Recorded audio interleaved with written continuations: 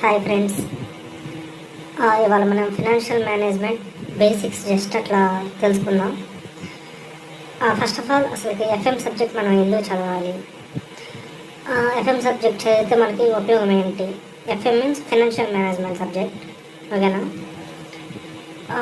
నార్మల్గా financial management అనేది మనకు ఎందుకు ఉపయోగపడుతుంది అంటే, మన దగ్గర ఉన్న మనీని లేదా మనం సంపాదించుకోవాల్సిన మనీని ఎలా ప్రాపర్గా యూటిలైజ్ చేసుకోవాలి, లేదా ఎవరికి ఎలా ఇవ్వాలి అనే సబ్జెక్ట్ ఫినాన్షియల్ మేనేజ్మెంట్. అంటే మన రెగ్యులర్ లైఫ్లో మనం సేవింగ్స్ ఎవరెవరికి ఎంత ఇస్తున్నాం, లేదా ఆ సేవింగ్స్ని ఎక్కడెక్కడ ఇన్వెస్ట్ చేస్తున్నాం అని చెప్తుంటుంది, ఓకేనా? ఇప్పుడు సబ్జెక్ట్ మనకు సిఏ ఇంటర్ గ్రూప్ 2లో ఉంటుంది. ఈ సబ్జెక్ట్లో ఎఫ్ఎం డెఫినేషన్ చూద్దాం. Why is FM? అసలు ఎఫ్ఎం ఎందుకు? FM means financial management subject ఎందుకు మనకి?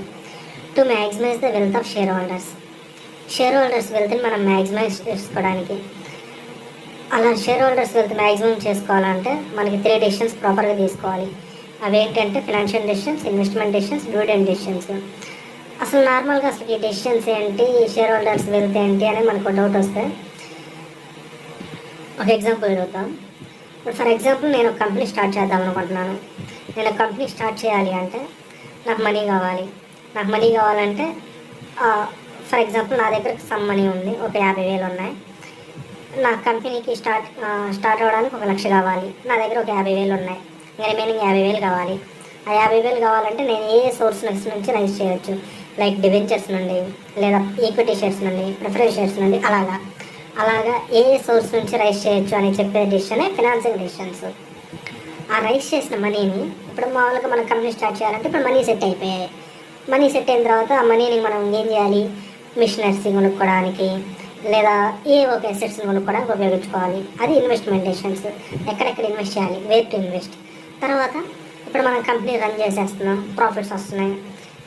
ఆ ప్రాఫిట్స్ మనం ఎలా డిస్ట్రిబ్యూట్ చేస్తున్నాం, how we are distributing our profits అనేది చెప్పేది డివిడెండ్ డెసిషన్స్. ఈ 3 డెసిషన్స్ మనం ప్రాపర్గా తీసుకున్నాం అనుకో, షేర్ హోల్డర్స్ వెళ్తూ మనకి మ్యాక్సిమం అవుతుంది. Maximum in the sense to that extent ఎక్కువ మనీ వస్తుంది, ఓకేనా? This is just basic finance. Thank you for listening. Thank you for watching. Thank you.